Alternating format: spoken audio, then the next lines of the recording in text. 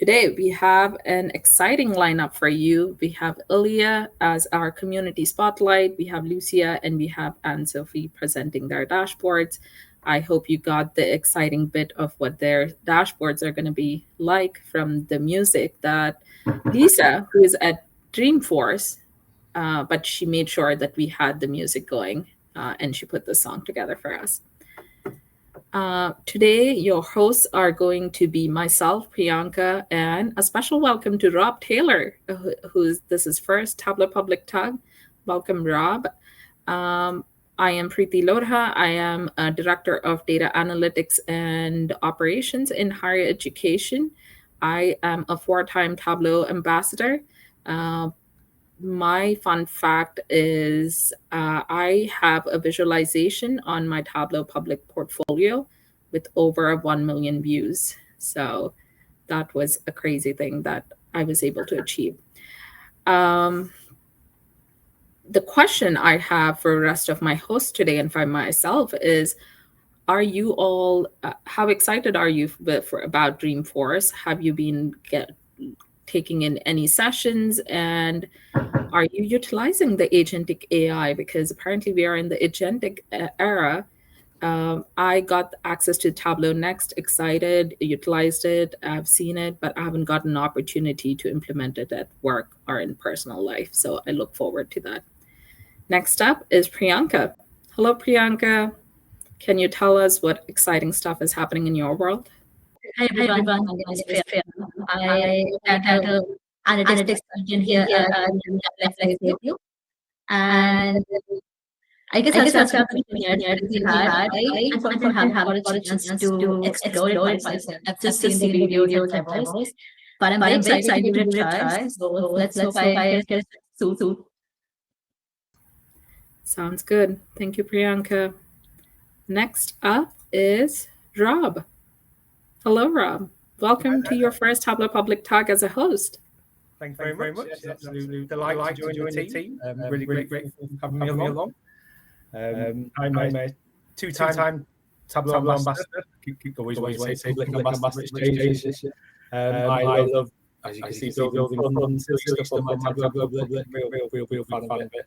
In work, I'm specialist AI analyst, JLL, and we deal with the Rolls-Royce account. So quite a good account working on. Agentic AI, no, we've not used it either. It's going to be a brand new thing for me. Hopefully you'll get a chance to soon, though. That's so cool. Is everybody else? Yeah, I have to mute myself to let the echo go away. Thank you, Alyssa, for figuring that out. I was like, there's an echo. Okay. Next up is Eric. Hello, Eric. Hey, Preeti. Hey, everyone. So I'm Eric. I'm a Tableau TUG leader, the Nashville and the Tableau for Dream. Actually, got to do a next bit of work. I've tried things asked with data, and it was all frustrating. This time actually worked. Yeah, there's still an echo. I'm not sure what is happening. And the echo is not there when I am speaking. So I apologize you all if I broke this thing. Let's see if we can go through, or I might have to rejoin in a bit. Okay, so today's agenda is we are going to start with the community spotlight with Ilija, then followed by a presentation by Anne-Sophie. And Anne-Sophie is going to talk about her classic Viz of the Day, 6 reasons to watch Buffy the Vampire Slayer. And then Lucia is going to present the Halloween Best Candy Ever Viz. And as we have the chat going, if you have a favorite Halloween candy, share it with us. Mine is Twix, and I was really glad to know that it is Priyanka's favorite candy too. So yeah, let us know what your favorite Halloween candy is. And in between, we do have a swag drawing. Eric is going to do a quick swag drawing, and it's a $50 gift card So we are excited for you to win that. Okay, first up is Ilija. Hello. Welcome to the Tableau Public TUG. How are you? I'm peachy. I'm super excited to be here. Thank you. So my first question to you is, how and when did you start using Tableau? I started using Tableau in 2018. I was doing consulting work for a hospital, and a colleague of mine was going on holiday, and I was asked to step into this tool I had never used and take over. So that's how I had first started working with it. Yeah. And I just realized I totally skipped your introduction, Ilija. Let me quickly do that. And that was the mistake that I was talking about, because I'm trying to juggle two screens. For everybody, please welcome Ilija. He has been a data analyst architect, 4-time Tableau Ambassador. He has been, one-time Tableau Ambassador, but he has been certified 4 times in Tableau and 7 times in Salesforce. And Ilija has over 20 years of experience in analytics and is currently a senior business analytics architect at Toyota. This is Ilja's first time Tableau Ambassador, and Ilija also is a co-founder of the Analytics Enablement Leaders TUG, where he mentors teams on trustworthy dashboards. Ilija has been a relentless learner. He bridges the data and design to turn insights into business values. So coming back to the list of questions we have for you, Ilija, is what background led you to use Tableau? I've been doing analytics for a little over 2 decades now, so I've done it in a variety of tools.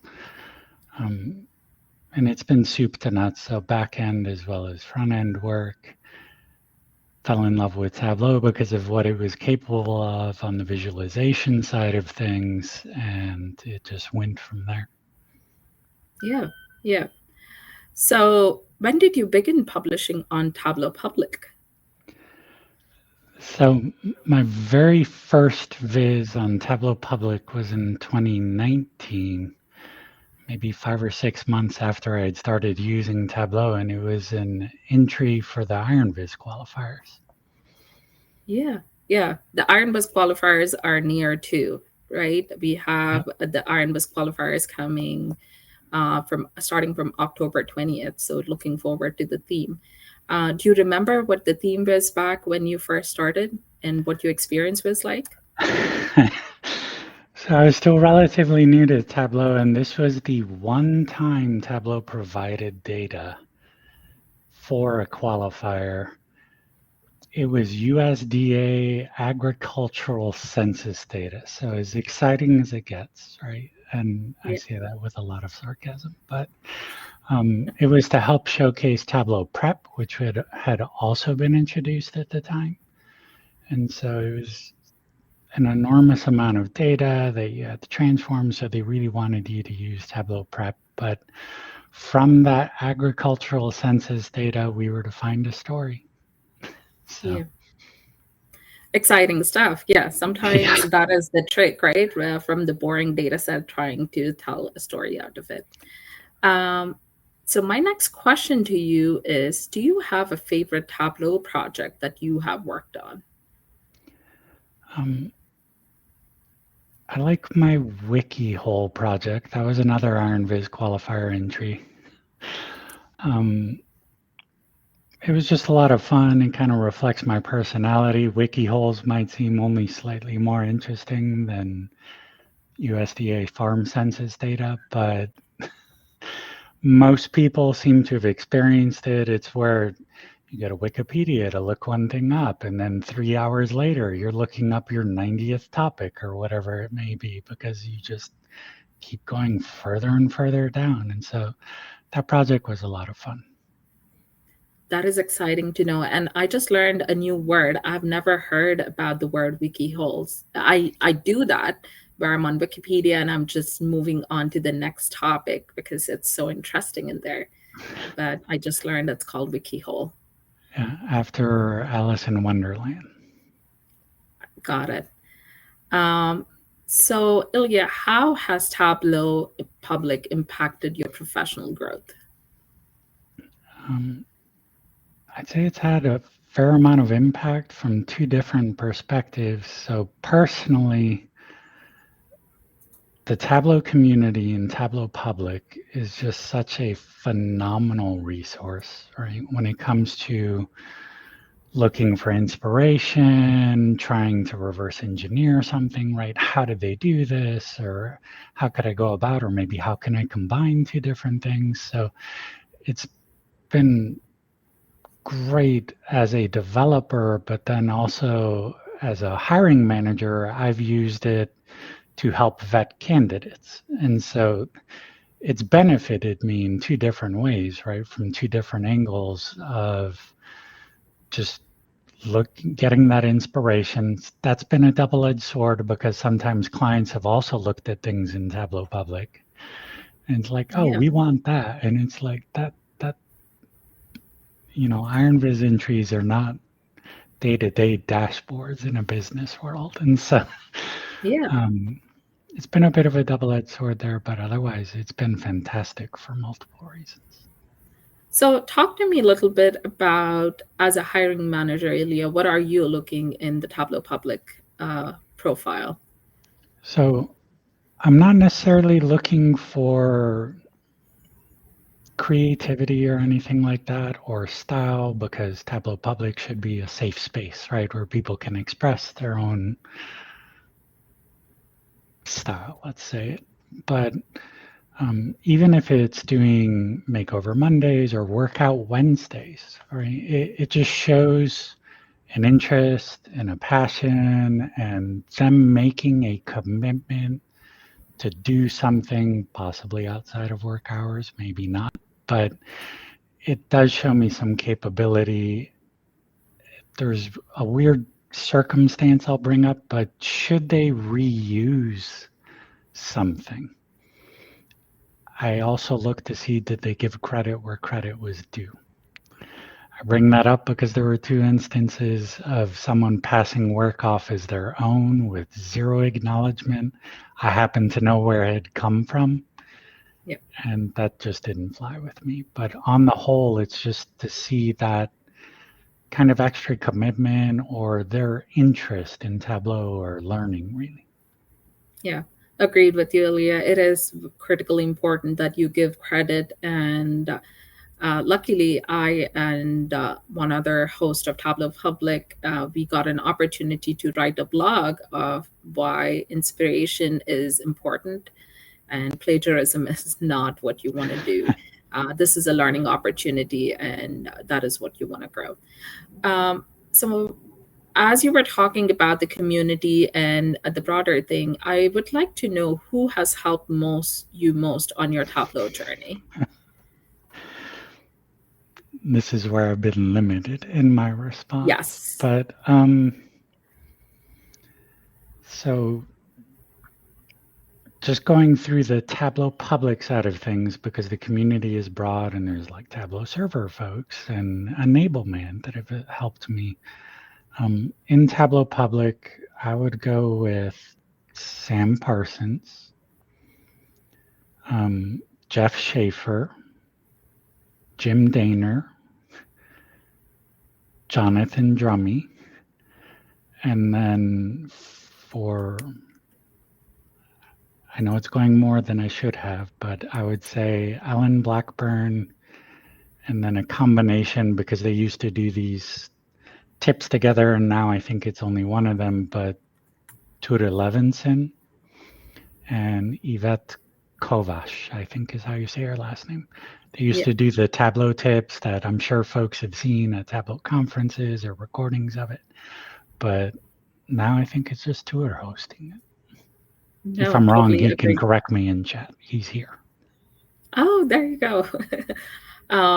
And I do apologize, Ilya, for restricting, because when we asked Ilya about this question, he sent us a really long list. And I was like, we don't have enough time. Yeah. But I'm happy to post that on the chat for you all to review. So what was the current feature in Tableau is something that you want to learn more about? So a feature I would want to learn more about, as opposed to like a favorite feature or something, right? Yeah. I would say the use of LangChain and MCP. So along the AI front, right? Especially after Mark Benioff's recent tweet, where it seems like we might be able to get some of that authoring content in AI. I do not use AI today to author visualizations. I do use it for data scraping or prep work or kind of the boring stuff, right? But I do think it'd be a good way to empower stakeholders that just want to ask a question using a published Tableau data source, right? As something where they could just ask a quick question. Maybe now it sounds like be able to create a chart. It takes care of a lot of the busy work or these one-off ad hoc requests. It's just extending self-service BI further while still leaving plenty of room for myself and everyone on this call, I imagine, to come up with proper dashboards, let's say. Yeah. So my last question to you, Ilija, would be, what is your favorite chart? My favorite chart? That is a difficult question. Can I cheat and say the right one for the right job? I will take that answer, yes. But I was looking forward to you to say pie chart or something. But I had seen a pie chart ally shirt once upon a time. I have no idea where they got it from. I am not always anti-pie chart. I've even had colleagues in the past when a client suggested a pie chart for something and they looked at me worried I was going to lunge over the table at them. I was like, no, that's actually a perfect use case for a pie chart, but in general, probably more limited. So nothing fancy, just the right chart for the right job, whatever that might be. Sure. Thank you so much, Ilija, for doing this with us. Really, congratulations once again on being a Tableau ambassador and spending time with us. Yep. Next up is Anne-Sophie, who's going to do her presentation on her Buffy the Vampire Slayer 6 Reasons to Rewatch It. Priyanka? Yes. Thank you, Preeti. Ilija, that was a very wonderful presentation. I can relate to your problem of listing few people because it's such a big list. I can relate to that problem. But thank you for that. And congratulations on being Tableau ambassador this year. Okay, with that, I will move on to our next speaker, Anne-Sophie. We'll quickly introduce you. So she's a strategic insights analyst at LinkedIn. Her pop culture visits Buffy, Hamilton, and Eurovision have earned 3 visibilities. And I believe Buffy was the Iron Fist top 10 qualifier, if I'm not wrong, correct me if I'm wrong. And also she has, I think, 4 long list information is beautiful awards. Which is amazing. She likes to pair her skills with product-grade analytics and also modern web skills like D3, which I'm also planning to explore soon, and openly shares her build process. With that, I want to pose this question to the audience while Anne continues with the presentation. Has everyone seen the Buffy themselves? I'm sad to say I haven't actually, which is surprising. I should have done that long back. So that is my plan this month. With that, Anne-Sophie, take it away. No worries. Thank you very much, Priyanka, for this introduction. I'm going to first share some links because once I start sharing my screen, I will not be able to look at your lovely faces or share any screen, so any links. So I'm just going to do that first. And now I'm going to share my screen. Thank you very much, Tableau Public User Group, for welcoming me today. I'm going to talk to you about a viz that I did in 2021. And as Priyanka said, I think that year at Iron Viz, there were a bit more than 300 entries, and it got into the top 10. And then I submitted it for Information is Beautiful Award, and it got longlisted. And this is called 6 Reasons to Rewatch Buffy the Vampire Slayer. I'm just going to walk you through quickly the 6 reasons so that we have an idea of what I'm talking about. But in this viz, I've listed reviews and general public and expect praises, a network chart showing the links with other staples of pop culture, an interactive section to show some witty sentences of the show, a bar chart of the dialogue spoken by the different genders to prove that the show was feminist, a trend over time of ratings, and finally, this chart is an arc diagram showing payments and foreshadows across the 7 seasons of the show, just to showcase the quality of the screenwriting. And today, I'm going to talk you a bit about like how I approached this viz and how I executed it 4 years ago. That being said, there are certain things that I'm not going to cover, and I just want to lower your expectations because, as I said, it was 4 years ago, and I haven't practiced Tableau a lot over the past 2 years. So bear with me. There are certainly like certain techniques that have changed also like across the time. So for instance, I've mentioned that the viz has a network chart. I think I had to follow 3 different tutorials to get there. Today, I would probably just do it with a template of La Data Viz. There was also an arc diagram, but actually it was very easy to follow Ken Flerlege tutorial. And then I'm going to be honest, I'm really, really bad at explaining the difference between sets and parameters, actions, and stuff like that. So I always refer to Andy Kribert because like I know how it works, but to me, it still looks like witchcraft. But all of those, I have actually explained them in a blog post because at that time, I just thought, you know what, like Anne-Sophie, be a friend to your future self, just document everything and how you did it so that like you will know. And if somebody asks you the technical questions, you can just refer to that blog post. Another thing that I'm not going to cover is the ethics and how I approached this passion project because there were some questions about like, should I publish? How should I publish? Like, how should I tackle some sensitive issues around this project?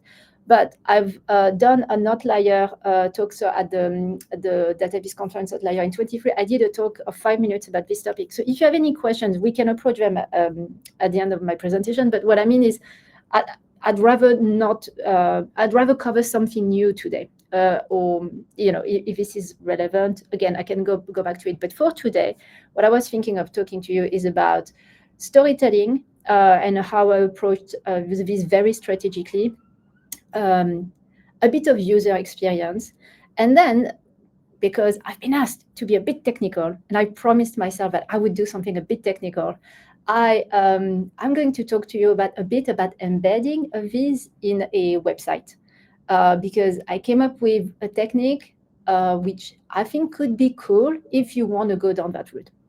But the first one is we're going to talk about like being strategic. And I know that like I'm going to open, like in French you say, kick doors that are already open.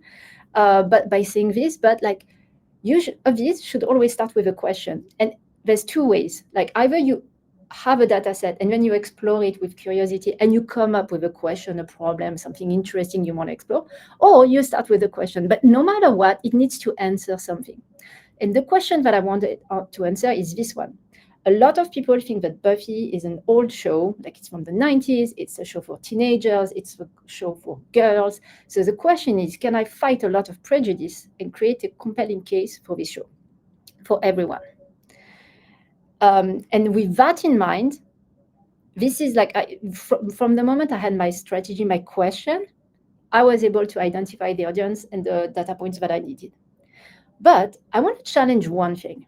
It's just like, I hear a lot like, oh, when you do a viz, you need to identify your audience. And I think it's true, but I want to challenge it by saying it's not okay to keep your audience vague. It's actually better to have more than one audience as long as you know exactly like why they are your audiences. So I'm going to explain. For my viz about Buffy, the main audience, like the most obvious one would be the general public because it's people who watch TV, like it's people who watch TV and we might be interested in TV show recommendations. Okay. The second one is because I published my deadline that I self-imposed myself was Iron Viz. Well, my audience is the Iron Viz judges. So I made sure that I read the rules of the contest, that I took into account the rating system. And obviously, I made sure that Tableau shined in the Viz. So that's why I have a network chart and an arc diagram. I just wanted to show off a bit Tableau. But the real audience, and this is the one that I kept in mind throughout my whole project, are the Buffy fans. Now, Buffy fans don't need me to explain to them why they need to rewatch the show. But for me, that was my message to them. My gift to them was a data-packed narrative to spread the love about this show, because I know they are the ones that are going to share it with the general public, not the other way around. And the reason why I'm mentioning all of this is because once you have a very clear strategy on your audience, your main audience, your core audience, your secondary audience, or whatever, then you know who you need to ask feedback to. So for instance, like for Iron Viz, I guess this still exists, but like if they still exist, and I cannot tell you how useful it was and generous this community was in giving me time and feedback. They were like office hours, and every year I did Iron Viz, I participated, and every year I learned things from those people. So really recommend this. Second one is, yes, obviously Buffy fans, like their opinions. So I shared it with some friends, but I also shared it with the general public. Like, so people who are really not into data viz and really not into Buffy, because usually those people are the ones that like will give you like the most actually, I want to say basic feedback, but not basic like in terms of a negative trait, but more really like, you know, oh, it's hard to read, or the colors don't make sense, etc. So I think like having feedback from across that spectrum really helped me create the best viz possible. And then the second point I wanted to say is, because I was very clear on my angle and my audiences, I selected all the data points accordingly. And I want to also show that sometimes like there are data points that are readily available, but it's not the data points that you need, and vice versa. So for instance, like today, I didn't do it with ChatGPT or anything, but today it would be very easy to ask ChatGPT to help you create a Python script to scrape IMDb or other websites for some data. At that point, I did the scraping a bit manually, and I'm not going to go into details because, again, like the techniques have changed so much. But like it's very easy to get all those data points on IMDb. But actually, some of them for my story, for that narrative, they didn't matter. And then there were some data points which are very hard because they were qualitative. They needed a lot of manual reworking, but these were the data points that fitted the story that I had. And yeah, and then there's a data point that does not exist anymore, unfortunately, that was asked by IMDb, which I think made a huge difference also in my viz. So if I had to redo the same viz for another series tomorrow, I'd be probably struggling a little bit. But I would say like that hard work, especially the qualitative of manually selecting or manually tagging the data, made a huge difference in terms of quality of the project. Second, oh yeah, I want to show you one example, like the chart, which I think is probably the ugliest in my viz, and but it took me such a long time. I wanted to prove that the show was feminist. And my first idea was to count the number of episodes that passed the Bechdel-Wallace test. So I don't know if you heard about the Bechdel test, but it's a measure of the representation of women in film and other fictions. And the test asks, you need to have at least 2 women, they need to have a conversation about something else than the man, and some versions say that the women need to be to have been named. But the problem is that all the episodes of Buffy, by essence, pass the test. So it's not really an exciting data point. So instead, I found a data set of all the episode dialogue text across 7 seasons on GitHub. And then I manually tagged the gender of every single character speaking across 7 seasons. And then it gave me that. And I cannot like say enough like how like underwhelming the chart is compared like to the amount of time it took me to do it. But I still think it's much better data point than the initial idea that I had. So I think it was worth it. Now, would I do that for every single project? Maybe not, but like when you're a fan, you're a fan. Now, moving on to my second point, you need to be where your user is. And by that, I want to talk about user experience, but in a really, really broad terms. And what I want to say basically is that like you need to take account of your reader and understand like not only symbolically, but also physically, like where they are at. So symbolically, or actually in terms of representation. One thing that I thought was interesting is one probably of the main reasons why people don't want to watch Buffy is they don't feel they are in the right demographic. Oh, I'm a man, I wouldn't be interested. I'm too young, I wouldn't be interested in the show from the 90s. I'm too old, I wouldn't be interested in the young adult fiction. So the Venn diagram of people who this series is for is just like basically 3 people in the planet Earth. I'm just like, no, I don't believe that. So back in the days, IMDb had ratings by demographics. And they were not perfect by any point. Like you didn't have loads of of ratings under the age of 18, and you only have like you had a very binary system. So I'm not saying it's representative, but I still used it to create like the first question was, should you watch Buffy? And depending on your demographic, it would just basically tell you, yeah, you should totally watch Buffy because this is the rating against your demographic. I think there's only one demographic where it's just that, yeah, maybe you should just watch Buffy, like with a bit more caution. But usually, yeah, give Buffy a try. But usually, you should just watch Buffy. That was my very compelling case for you guys. So I don't know what you do in this evening, but like that's proven by data. My second point is a bit less about representation, but really more like physically where your readers are. Because 2/3 of my audience is like the general public and the Buffy fans might be reading this on mobile. I've always put a lot of time to make sure that there's a mobile version for all my Vizes. Now, I know that like the Iron Viz judges, at least back in the day, now I don't know if the criteria are different, but we really don't care about that. I just want to point out, I'm very aware that like, if Iron Viz is like your goal, I don't know that this is important. But to me, that was really important because again, my point is the general public first and foremost. What does that mean? So I have this version of the Viz, which is the text is a bit bigger, like all the background is done in Figma, so the text is a bit bigger. The charts are not interactive. I'm going to be honest, not all of them look as nice. Some of the charts are exactly the same, but some of the charts are not clickable, etc. But it's still there. And another thing which is interesting is that I've put obviously a little caveat at the beginning of the Viz and the little caveats on the charts which are no longer interactive to say, hey, by the way, if you like this, you know, the desktop version is better. So come back later, save that bookmark and come back later. And maybe I can jump.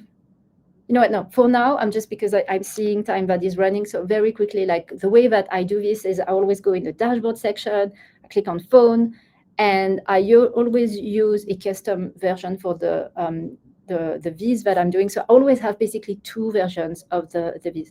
That doesn't mean I spend twice as much time. Like usually like the process of making a Viz mobile friendly, it really depends. It can be sometimes 3 to 5 hours if the project is really, really intense and requires a lot of editing. Some things that I would say is some charts, they work well on both mobile and desktop, but some charts sometimes they need to be edited, like duplicated. So here, for instance, there's a section of my Viz where I have just a quote, like a text, and the original version, like the version on desktop, is too small when you try to read it on mobile. So I had to have both of them. Again, sometimes it can be very involved to have like 2 versions of, especially if you have loads and loads of charts. So I would say like take it with a pinch of salt. There's also other techniques. You can also remove some of the charts, simplify your text, etc. But I think it's useful to have both versions. And then also the one thing is I had the Figma background of my Viz. I'm team floating, like I'm very, very lazy. So for me, floating makes it's a lot less technique for me. I'm so sorry for people who are the other team. It's just, I'm really not the most technical on Tableau. So, you know, I have another Figma, what do you call that, background template, which is not the same as the desktop version. So again, I understand that a lot of people find it extremely harrowing and to have to do 2 Vizes. It's just I'm very stubborn. This is something that I think is really important to me, at least. But there's a reason why this is important to me. It's because every Viz is embedded on my website. So obviously, all my Vizes are Tableau Public, classically. But the one thing is, when you go on my website, where I host some projects which are Tableau Public, but I also host some projects that I've done with front-end web, development, but also even static infographic. I think I've done one infographic, for instance, with PowerPoint. All those Vizes are hosted, but if you click on the Viz for Buffy, for instance, it doesn't redirect to the Tableau Public page. It's completely embedded. And it's and also when you narrow down the window, you see the mobile version of the Viz. So it's mobile responsive. It's completely reactive. And I want to explain how I did that because, and again, it's very possible. Like I know that I'm standing on the shoulders of giants and that some techniques already existed and probably exist still, but I want to explain a bit more about this. But just before I do that, just so you know, personally, I always leave like the banner that says that this comes from Tableau Public. I know that there must be some techniques to just remove that footer, but for me, I'm just like, I'm fine with that. I think it's fine for me too, because I have projects that are both on Tableau and outside of Tableau. And I think it's, it doesn't bother me, but you could probably also remove that footer. Now, if you go on your Tableau Public and you click right on the Viz, you'll see that there's an embed code, and the idea would just be that you just copy paste this code on your website. So if you do a website with classic HTML, CSS, and JavaScript, if you just want to embed, you just take the text that corresponds to this div, so basically this container, and you just put it on your website. But that's not what I did, because as I showed you, I wanted the both versions of my Viz to be on Tableau. I wanted the mobile and the desktop version, and I wanted it to be reactive. And this is where I started digging. And I'm going to be honest, but I have not documented this. So I have retraced my step. And I think this is how I did that.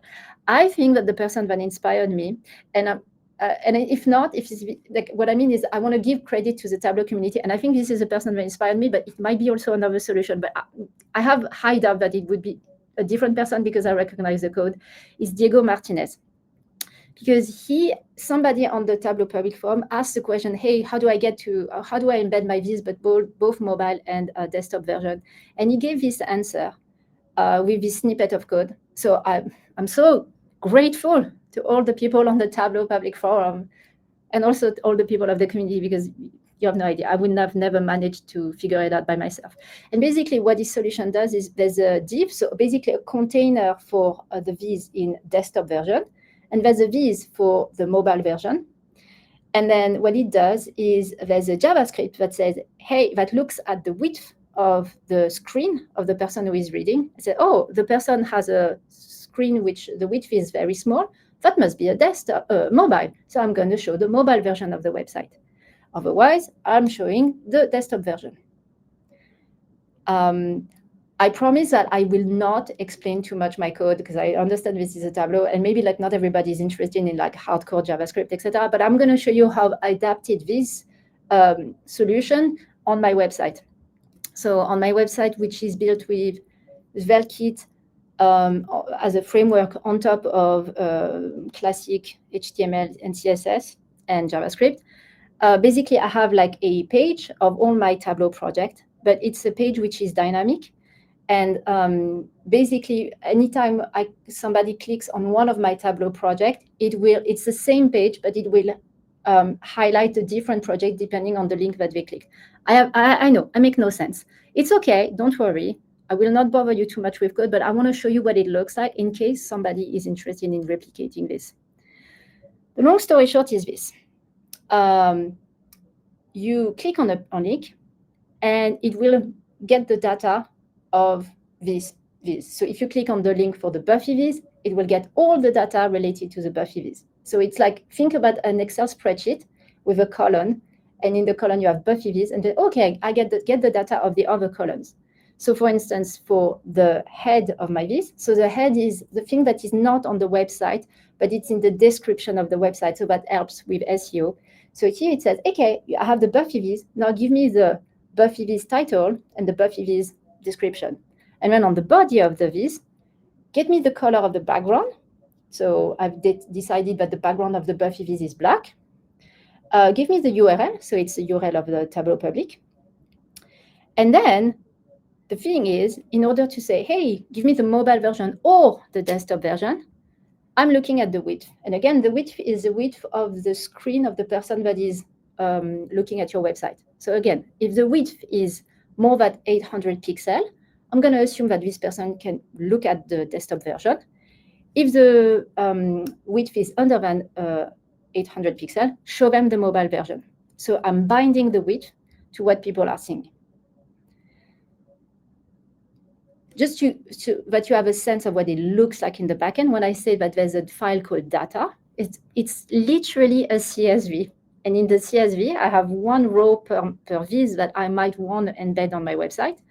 And for the columns are the title, the blurb being the blurb being like the bottom of the URL, so Buffy Viz, Eurovision Viz, Cat Viz, etc. The description is for, as I said, it's just for SEO purposes. The URL of the Tableau Public Viz, and then I have columns that shows the dimensions of the viz, because each of my viz have a different dimension, and the dimensions are not the same for the mobile version and for the desktop version. So I have the height and the width, and then the color is the color that I want to have for the background of the viz. And then there's just one tiny detail that I could have programmed, but I was too lazy to do that. It's just the height. I need to add 27 pixels because of that footer bar that I want to keep. And I'm happy to show this bar. So because of that, I need like to add 27 pixels to the height. And what that means is that this works across all my vizes, not just the Buffy one, but all the others. So for instance, when I go on so I've worked on the Ted Lasso viz with Sarah Palette. And this viz also, like the background is blue. For my Eurovision viz, the background is dark purple. And for my cat viz, actually the background is two colors, is half white, half black, because and for that I use the gradient in CSS. But the long story short is that it's completely embedded. It doesn't necessarily look like a Tableau Public viz, but it does give credit to Tableau Public. So if this is a technique that you are interested in, you can check my code on my website.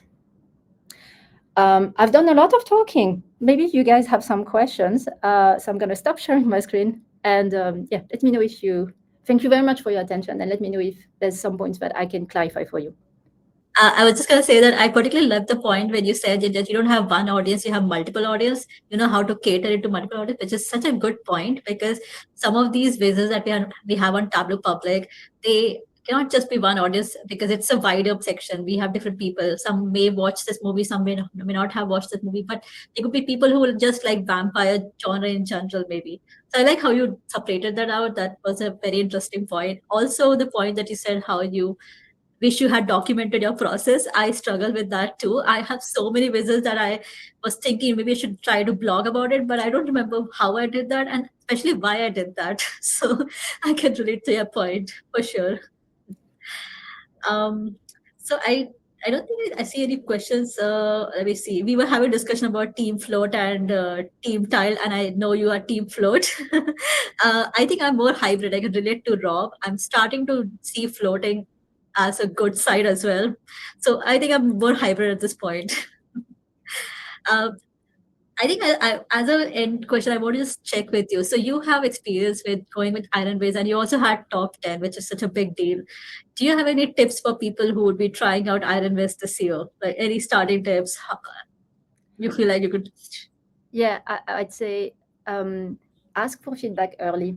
Don't ask for feedback when the viz is finished, because I feel like personally, okay, and no one, how can I explain that? I think people don't take as constructively feedback when they spend too much time on their viz, because it's just like, I'm done with my viz. All I want to hear is that it's good. And, and just change like little things. But if you go early, you can just go in a completely tangent, because the feedback is constructive, but it's given at a time where you have not completely poured your soul into it. So that would be my if you have like office hours, etc., go early, don't go at the end. And then have fun. Just, don't aim for something, just aim to have fun.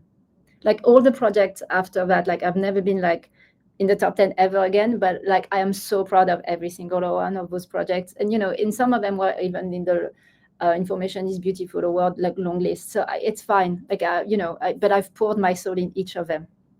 So just have fun. And maybe don't spend like 60 hours like I did, maybe, but like, don't do the same mistakes I did. No, that is a wonderful tip. And yes, I also had a visit where I went and got like basically watched a lot of movies and tracked the dialogues. I can relate to your feelings, how it was. But thank you for that. Oh, I see one question from Rob. So Rob wants to know if you're entering Iron Viz this year. Probably not. Loads happening personally, so probably not. But I'll be watching. Great. Okay, great. Thank you, Anne-Sophie. That was I'm sure everyone enjoyed the presentation, especially those really fun tricks that you showed us. With that, I would hand over to Eric for the swag. All right, let's do some swag drawings. Let me share my screen here. We've got everybody loaded and ready to go. So we'll do the spin the wheel. Really simple. See who wins a $50 gift certificate to the Tableau store. Oh, sorry, Jeremy, so close. It's Kristen Strilling. So if you will email tableau.public.tug@gmail.com, I will get you set up with the gift certificate. And I'll look for you here in the chat and do a DM for you real quick. All right. So that's it for me. Off next to Rob and drawing a blank, Lucia. Oh, thanks, Eric. You're welcome. Yeah, so I'm very honored to introduce Lucia. She is data visualization specialist and consultant from Buenos Aires. She's got 3 Viz of the Days, which are fantastic, and she was a Tableau featured author in 2021. I was just looking at a public profile saying I see you're on 99 Vizes, so I'm excited to see what Viz 100 will be, something maybe an Iron Viz entry. But yeah, she's got over 15 years of experience across data analysis, business intelligence and marketing research, blending marketing and neuroscience design. Blending marketing and neuroscience to design accessible, user-centered dashboards in Tableau, Power BI and SQL. She's very active in, I always struggle with this, community datos, Workout Wednesday, and she's got a YouTube channel. And I'm really looking forward to talking through this Viz. I have particularly sweet tooth myself. I really enjoy looking at it and exploring it. So I will hand over to you, Lucia, and you can talk through your Viz for us. Great. Hi, everyone. Thank you, Rob, for the introduction. So you had the formal introduction. Now I'm going to put some fun facts to it. I'm from Argentina, but my passions are traveling, going to the theater, and data. And when I say traveling, I do travel a lot. I mean, for instance, the last 3 years, I was abroad 24 months during the 3 years. So I spend a lot of time traveling. I tend to stay like a month or so in each city to get to really know it. I also love the theater. My goal is to go once a week, but if I can go 3 times a week, I mean the whole weekend, it's better. And the data, as soon as I get a new database to work with it, that's the best moment I can have and start crossing everything and get what insights and so on. And I do combine all these passions since I have a Tableau Public about the places I have visited. It's like a scratch map where every new city or country, I get to see it appear on the map, and I love it. And I also have all the theaters in Buenos Aires that I have gone to. There are more than 200 small theaters, so there are a lot I haven't gone yet, especially because I have my favorite ones that I trust the play is going to be amazing. But I try to get to know new places as well. Well, I travel with my husband. We are both working remotely, so we are kind of digital nomads. We try, well, he likes more doing trekking than I, but I try to do my best. And I also wanted to see which countries we have walked the most, or the higher the mountains. And so I prepare a dashboard as well with all our trails. So I do keep a lot of dashboards about everything around me. I have about my steps, about, I don't know, the price of public transport in each city of the world where I stay long enough to have a monthly pass. So there are a lot of that. And also, since I can stay long enough, I try to participate in Tableau meetings wherever I can. I've been to London Tableau user group this year and 2 years ago. It was amazing. It was surreal to get to know in person some people that I only have met on LinkedIn, and was an amazing experience. And last year I've been to Sydney Tableau user group as well. It was great. Of course, since I'm from Latin America, I participate in Comunidades.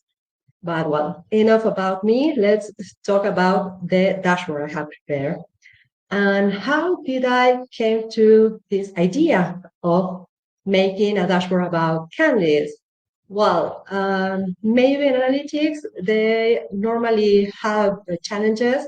I try to participate whenever I can, and this in particular grabbed my attention immediately.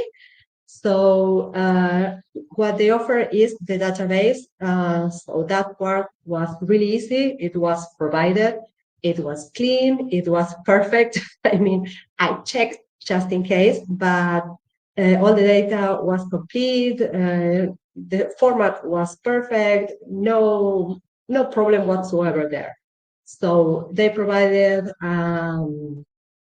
one page with 85 different candies, 13 fields about if the candy had chocolate, almonds, it was hard or not. I mean, all the characteristics of the candy, as well as how the price ranked and how many people liked it.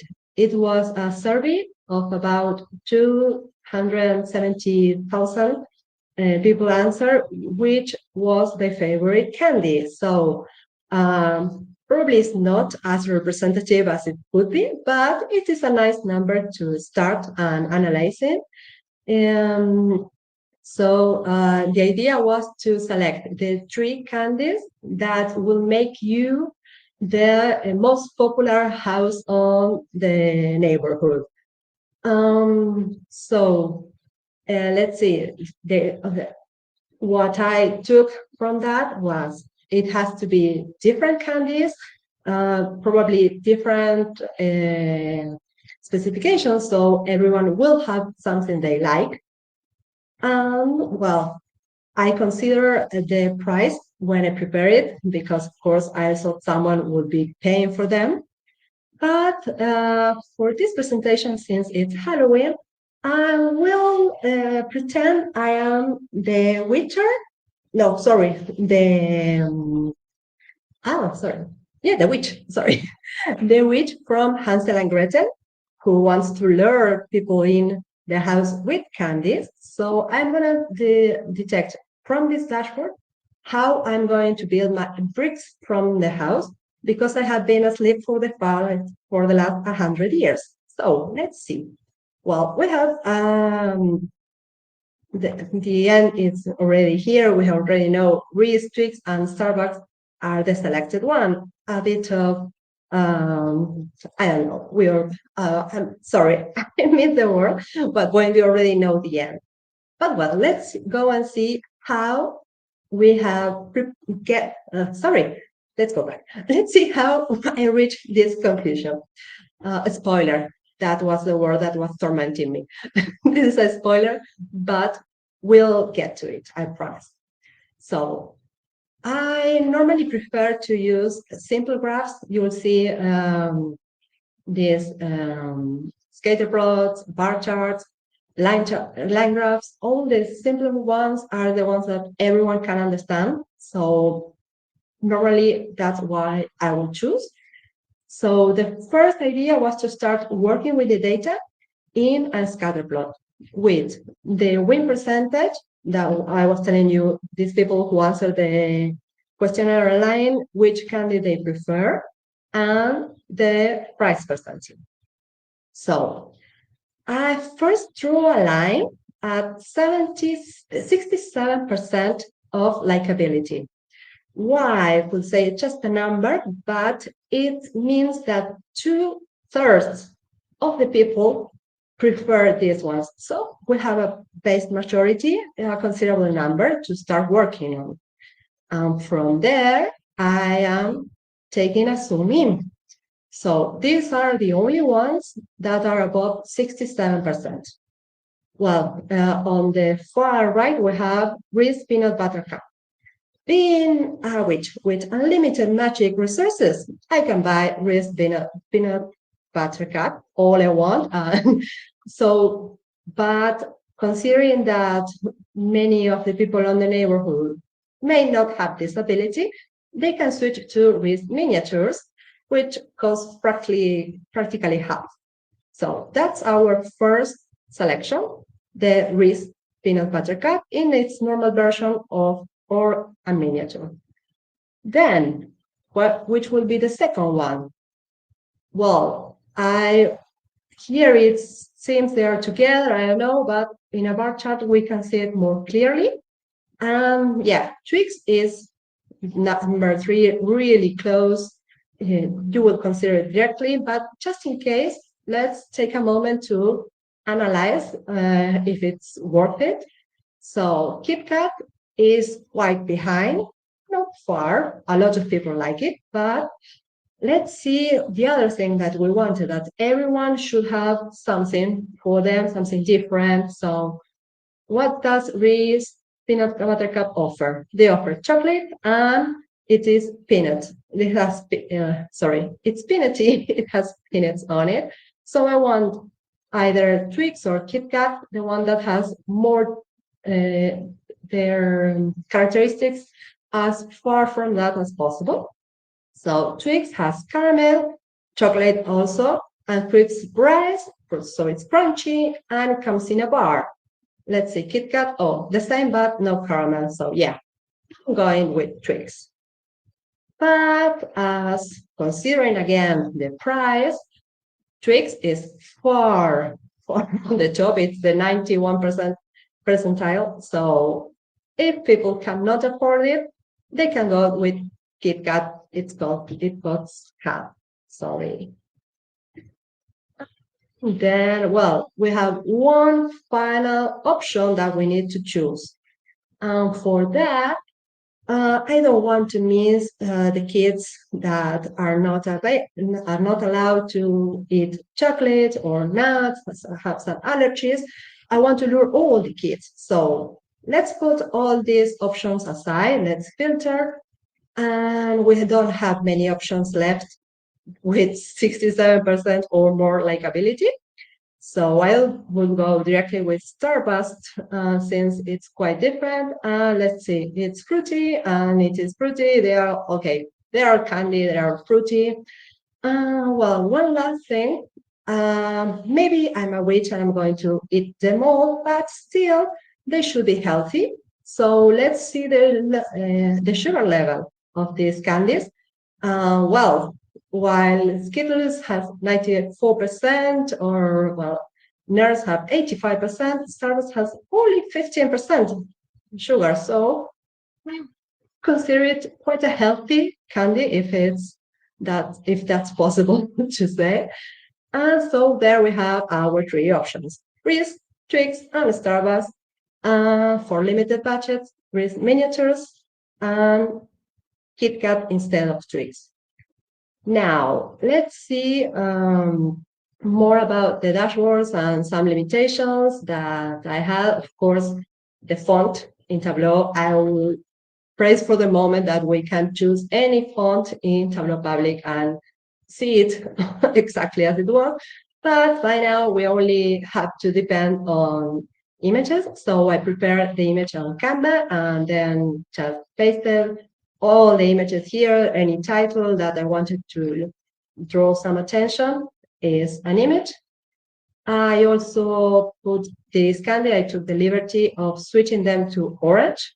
So it would be all just black and orange, monochromatic, and really stand out the orange as the main insight. And also, I don't know if you can see it, but there are some spider webs for this Halloween edition.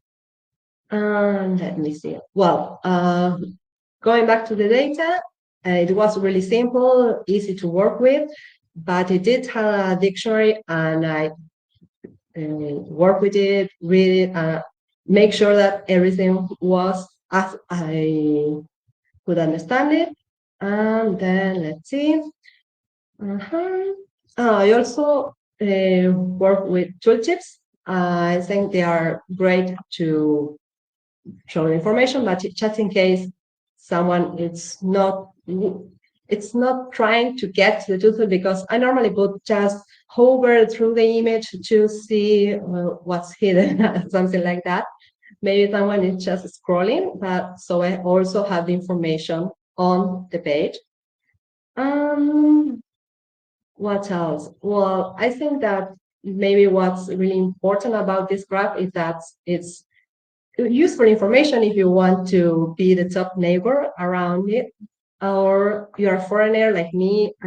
Here we do not have Halloween. I mean, some of the kids nowadays are having Halloween at school or in the private neighborhood, or as a teenager, yeah, you would go to a party, a custom party, but it's not really Halloween for us. So if I were to be living in North America and I was expected to give candy, this would be really good information. So it's a real life decision to know which candy to provide.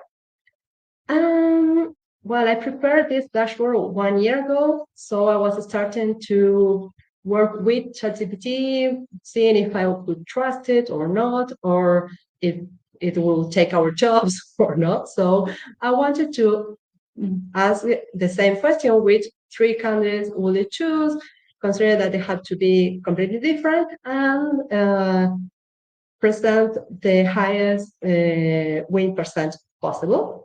And so we did, it checked the win percent and evaluated the combinations and selected the same 3 as me. So this is interesting. For once, it's great. ChatGPT agrees with me. But on the other side, okay, ChatGPT can replace me directly. But well, it's better to think that we can do the same analysis faster, maybe, because in this case, I had a really small database, but with a higher or more complex database, it could help our job be faster, and we can focus more on other things that are not being able to be replaced by any AI. Well, I hope you like it. And if you have any questions, I'm going to remove the hat, let you know. That was really great. Thank you very much. I particularly like how you, and a lot of you other dashboards as well, how you purposely use your color. Yeah, highlighting the different words and things to draw all the charts together and whatnot. I'm just wondering if you've got any tips for anyone of how you sort of pick your colors and how you go about choosing what to use and what not to use. Okay, normally it depends if I have a theme, like in this case, Halloween. Halloween for me is orange. So I was like dark because, black, I mean, because it is something of terror or something like that. So black and orange. But in other cases, normally I tend to use bluish colors. I always try to avoid the traffic lights for so everyone can understand the different colors. And if I have to choose which data to color or not, I prefer to start with gray, everything in gray, and then select specific data points to change the color to stand up, so the main insight may stand up. Yeah, it's a great tip. Obviously, you want whatever you want to be the focus, you want that to be popping off the screen, don't you? So great. And the most important question is, did you try all the sweets to verify that they were the best ones afterwards? Well, I have a really sweet tooth, so it's hard because I have also a high blood sugar level, but I do enjoy eating most of these candies I have tried. Of course, not all of them, and not the candies. Why waste my blood sugar on hard candy if I can get into chocolate? So we've got a question from Preeti. She says, do you wireframe your vises or just build it on the fly? I have two options. Sometimes I start just crossing the data, making different graphs and see which graphs tells a story. And some other times maybe I already know what to expect or what to extract, and I do design. I do just a sketch, probably on paper, and then start preparing my final version on Tableau. Brilliant. That was really interesting. Thank you very much for sharing. I don't think there's any more questions in the chat, so we'll hand back to Preeti. Thank you very much, Lucia. Thank you, Rob. Thank you, Lucia. All this conversation about candy got me craving some sweets. I don't know about you, but I sneaked in and got a piece of candy while you were presenting. So that was really exciting. Quickly, before I let you all go, I just want to share being mindful of the Iron Viz qualifiers that are coming. Our November TUG will not be happening. We will be looking forward for you all joining us in the December TUG. We have a great lineup with Tristan, Ruben, and John doing our presentations. I think this will be a really exciting part, and we always love to you all come join us and celebrate the holidays with us. Do RSVP to the TUG if you are interested in joining us then. The Viz catalog designs, those have been popping, and I'm like, this is so much helpful. Where was this when I started Tableau Public and I had to go find each and every Viz? Kevin had a catalog, but this has been much more helpful. That is all I have. Thank you to all the presenters and to the host today, and thank you for everyone who joined us. It was really exciting to host this. And happy holidays if I don't get to tell you this before the Thanksgiving season and the Christmas season that we get.